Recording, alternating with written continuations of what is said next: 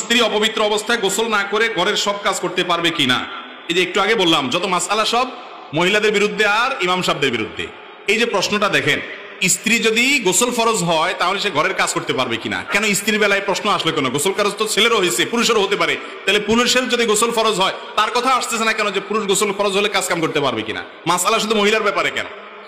অনেক গ্রামে দেখবেন এখনো মুরব্বীরা ওই মহিলাদেরকে অত্যাচার করে। হ্যাঁ, গোসল ফরজ হয়েছে, গোসল না করে বাসার কাজ করা যাবে না, বুঝলাম। তো ছেলেটা যে করে, সেটা যে শুয়ে রয়েছে বা অন্য কাজ করে, ওইটার ব্যাপারে কোনো মাসআলা নাই। শরীয়তের মাসআলা নারী পুরুষ সবার জন্য সমান। গোসল ফরজ হওয়ার পর অন্যান্য কাজ করা যাবে, উযু করে নিয়ে অন্যান্য কাজ করা যাবে, তবে যত তাড়াতাড়ি সম্ভব গোসল করাটা হলো ভালো।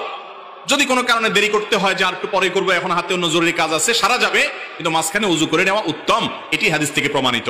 যদি বিনা উযুতেও করে তাতে বড় কোনো গুনাহ হবে না, কিন্তু কাজটা অনুত্তম, অনুচিত কাজ। অপবিত্র অবস্থায় অন্য কাজ করা করলে সেটা বড় কোনো গুনাহ হবে না। এটা নিয়ে বাড়াবাড়ি করা, এটা নিয়ে খুব বেশি আপনার আদা জল খেয়ে লেগে পড়া উচিত নয়।